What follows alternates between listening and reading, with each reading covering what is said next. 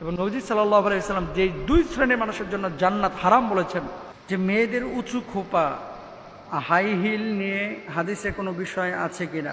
আচ্ছা, হাদিসের মধ্যে তো আসলে স্পেসিফিক হাই হিল নিয়ে এরকম কোনো কথা নেই, তবে খোপা নিয়ে কথা আছে। আচ্ছা, খোপা নিয়ে কোথায় কথা আছে? সহিহ মুসলিমের মধ্যে আলোচনা আসছে 2128 নম্বর হাদিসটা আমরা শুনি।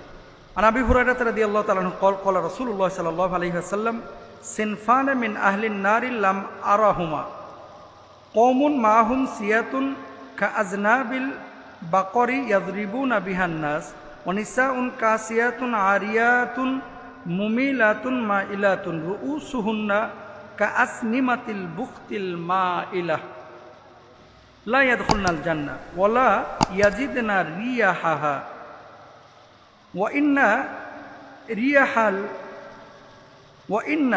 রিয়াহাল লা ইউজাদু মিন মাসিরাতি কাজা ওয়া কাজা। এটা সরাসরি মুসলিমের হাদিস। দেখেন, আবু হুরায়রা রাদিয়াল্লাহু তাআলা আনহু থেকে বর্ণিত, তিনি বলছেন রাসূল আকরাম সাল্লাল্লাহু আলাইহি ওয়াসাল্লাম ইরশাদ করেন, জাহান্নামীদের দুটি দল এমন রয়েছে যাদের আমি দেখি নাই।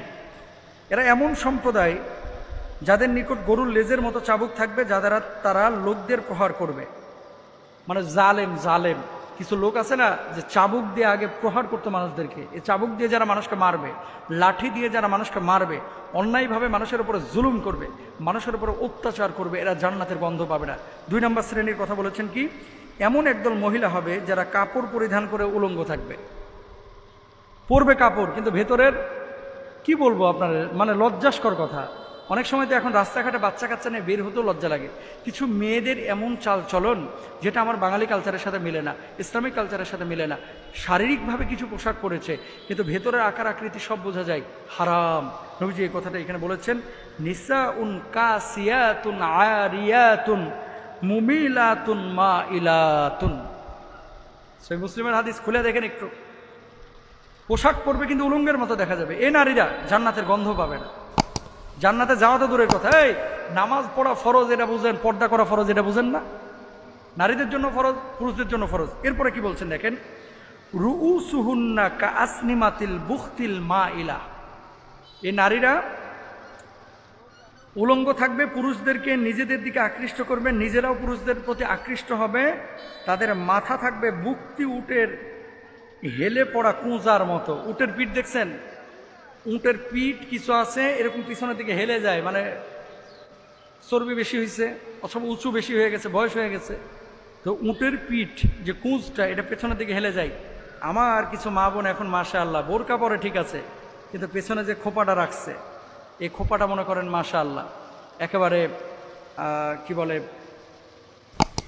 কখনো চুক্কা করে রাখে উটের পিঠের মতো, কখনো একটু ছড়ায় রাখে, হেলায় রাখে। আবার কেউ কেউ আছে হিজাব করে ঠিক আছে, মুখের মধ্যে আটা ময়দা সুজি মারছে প্রায় 1.5 কেজি, বুঝছেন? তারপরে এই যে এই খোপাটাকে উঁচু করে রেখে দিছে শাড়ি পরে, তা আপনি কি করলেন? অথবা হিজাব করে হিজাবের নিচে খোপাটাকে উঁচু করে রেখে দিলেন। নবীজি বলছেন এই ধরনের খোপাগুলো করে বাইরে বের হওয়াটা সম্পূর্ণরূপে নিষিদ্ধ, এটা জায়েজ নাই।